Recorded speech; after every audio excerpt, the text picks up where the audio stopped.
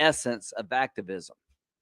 To those who were pushing the idea that Vice President Pence had the power to unilaterally set aside certified electoral votes from a single state or send them back, you have cheapened the idea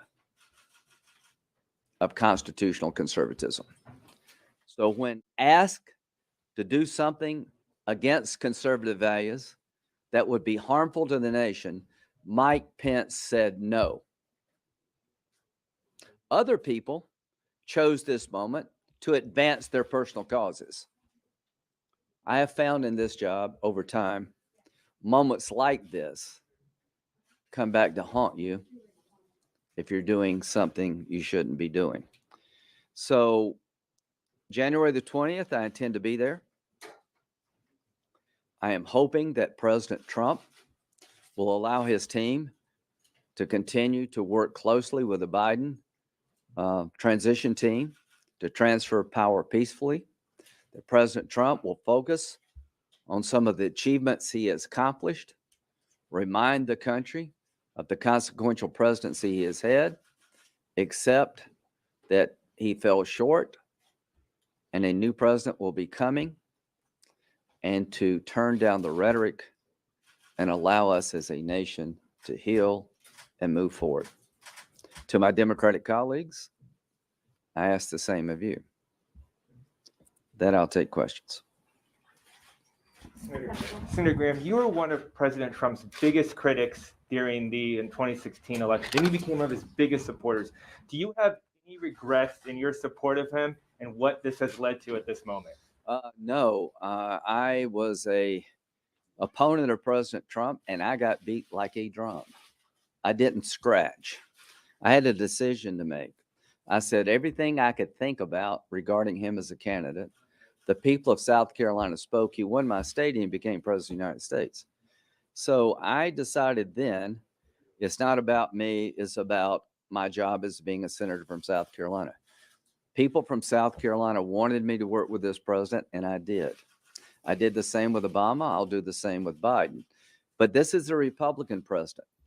He changed my opinion of who he was through his actions. His actions yesterday, though, and helped incite a mob riot. Just let me get there. The reason I've been close to the president is I think he's done tremendous things for this country. I think the judges he has nominated have been outstanding choices, and we saw yesterday an independent judiciary.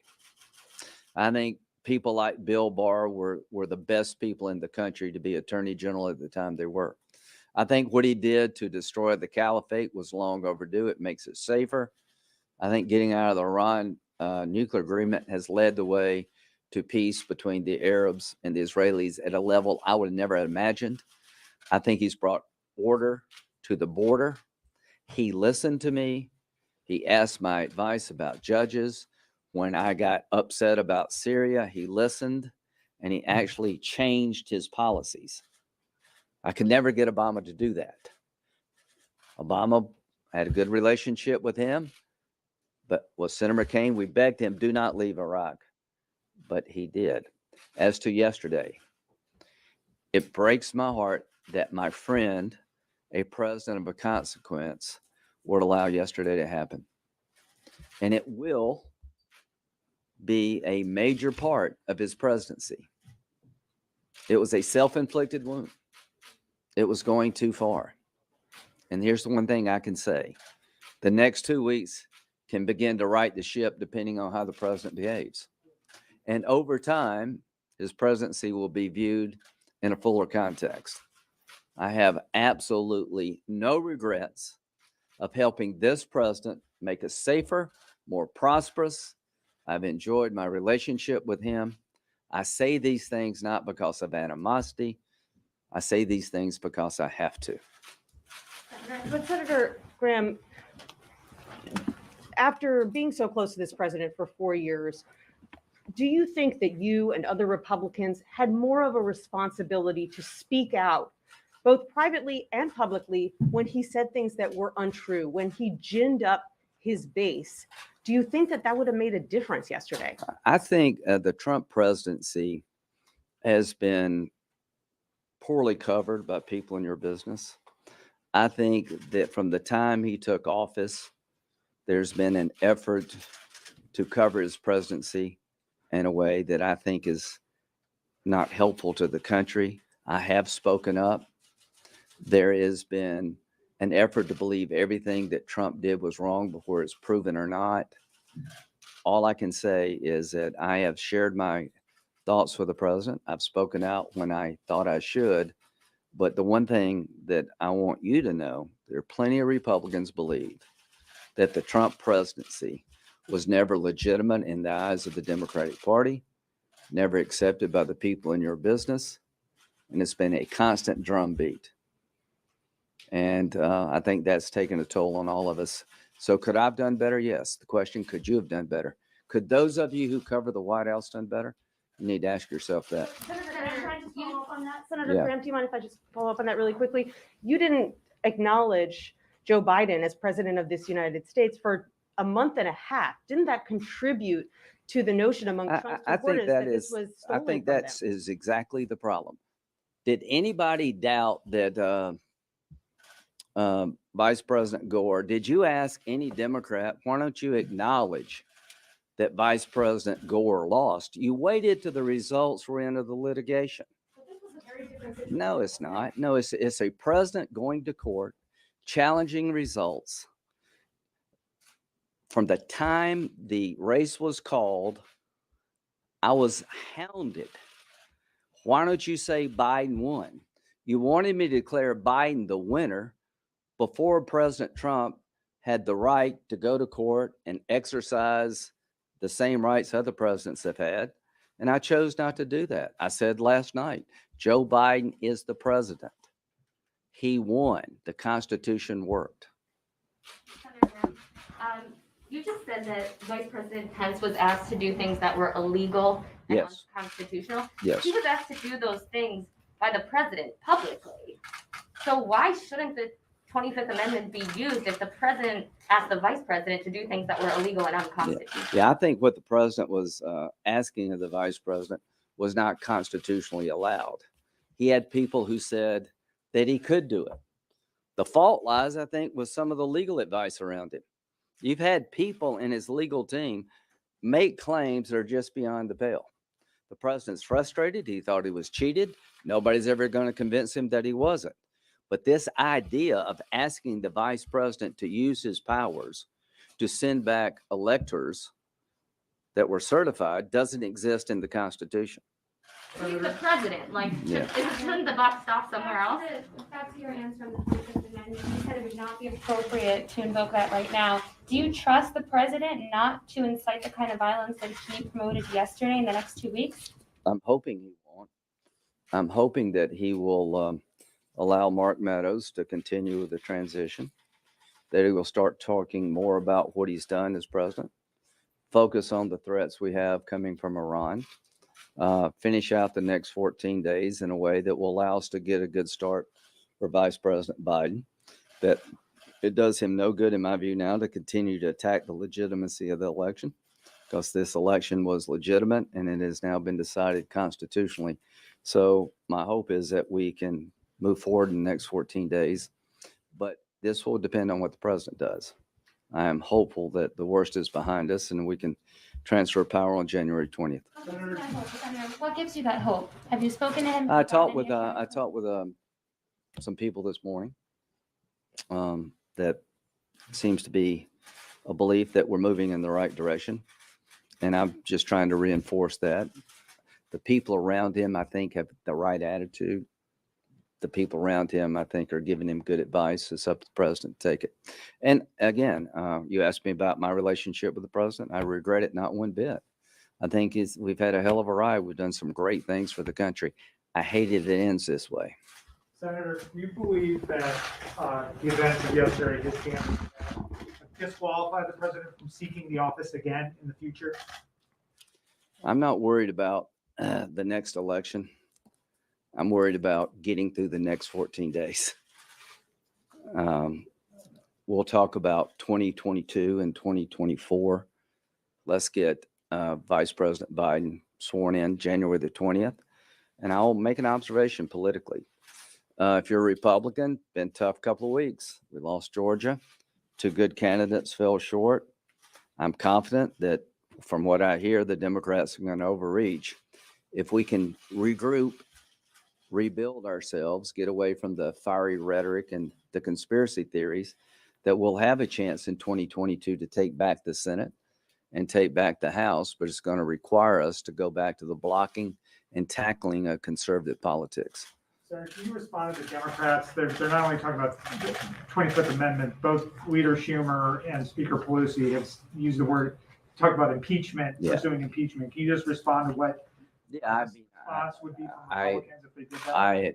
I don't remember either one of them speaking up a whole lot during other crises. I mean, I like them both, but when they were burning Portland down in Seattle, they never said a word. When they were attacking Rand Paul, they never said a word. The guy that sort of stood out to me was Joe Biden. I thought Joe Biden did a really good job yesterday of talking about how bad this is and we need to get it behind us. And I'm telling you, as a Republican, I don't support an effort to invoke the 25th Amendment now. If something else happens, all options would be on the table. But I hear from Schumer and Pelosi just political talk. Senator, what kind of role do you think that President Trump should take in the next 13 days? Should he be more public? He's been banned from some suspended from some social media platforms. And what kind of role would you like to see Vice President Pence play? Well, I'd like to see President Trump help unify the country. I don't know if he's going to come to the inauguration. It's up to him. I wish he would. I wish he would come and acknowledge that the transfer of powers has occurred, but that'll be up to President Trump. He shouldn't come unless he feels like it's the right thing to do for the country. Things like that would go a long way. I think he should talk about what he's done. I think he should focus on some policy achievements and basically let the Biden administration know that I have secured the border. Here's how I've secured it. If you change these policies, we're going to go back to chaos. I think he should talk about how we've gotten all these peace agreements between the Arabs and the Israelis. That's by being tough on Iran. I think he should explain to the American people the successes of his policies. And that not only will be helpful to Vice President Biden, soon to be President Biden, but he will have a responsibility if he changes those policies. If I were the president, I would highlight what I've been able to do at the border and explain to the Biden administration this worked. How did we get these peace agreements between these Arab nations and Israel? How can you do more? Why do you think he can't do that? Do you believe, after spending so much time with him, that he is mentally unwell, as some of his aides have said? No, I think he's very frustrated. He thinks the election was stolen.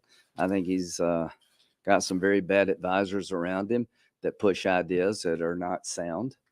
I think the president has got good people around him now. I think Mark Meadows and Pat Cipollone and others are giving him good counsel and good advice.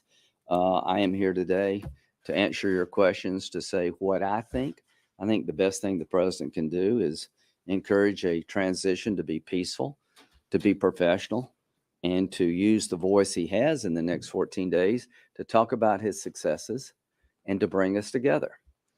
He has a voice, and I would like him to use that voice to bring us together and to focus on his accomplishments. And we're going to soon have a new president. I promise to work with Vice President Biden to the extent I can. There's things we can do, and there are things we're not going to be able to do.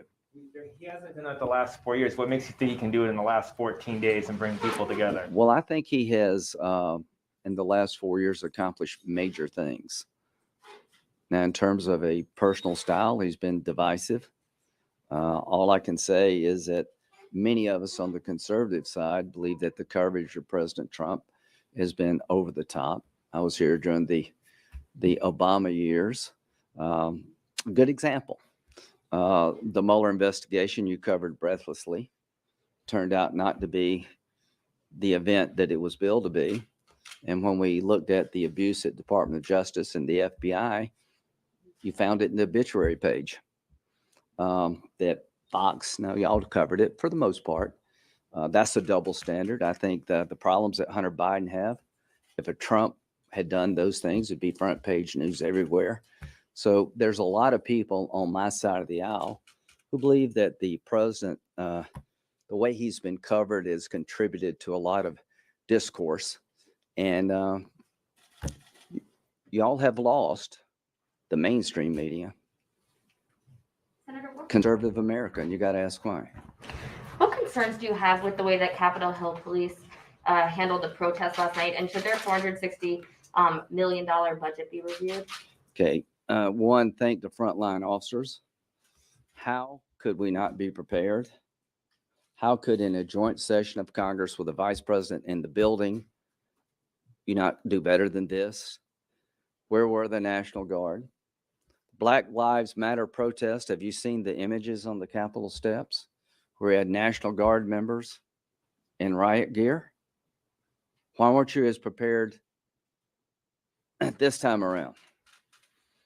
Where was the Pentagon? There's all kinds of stories that they were refusing to activate the DC National Guard. I don't believe that to be true.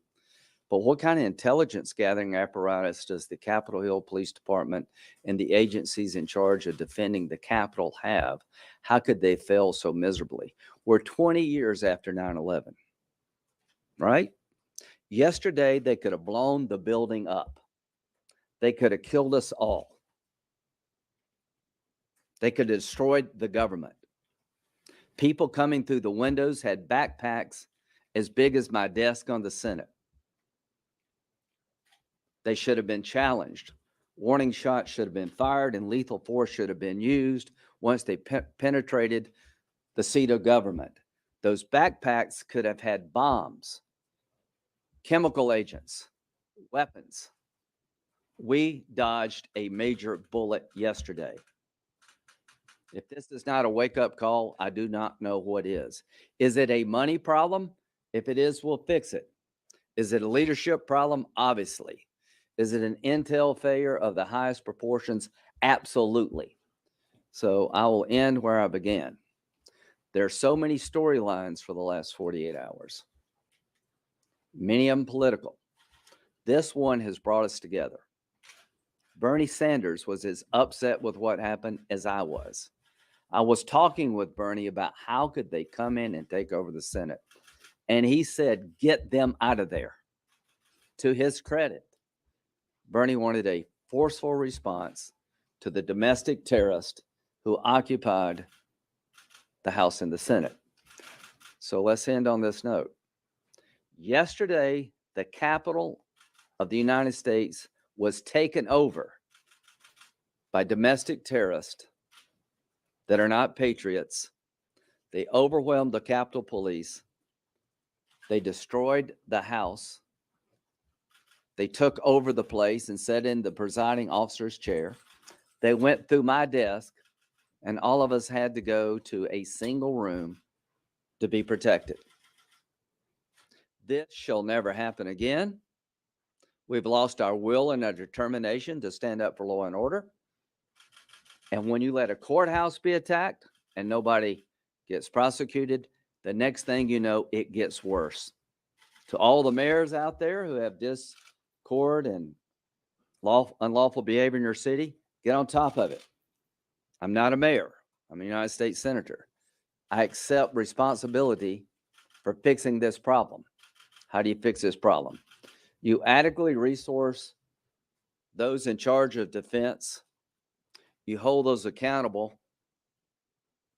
And if they fail, you fire them and you prosecute the lawbreaker. All of these images of people sitting in these chairs in Pelosi's speaker's chair, office chair. We know who that person is. They should go from sitting in the speaker's chair to a jail cell. Thank you. Thank you.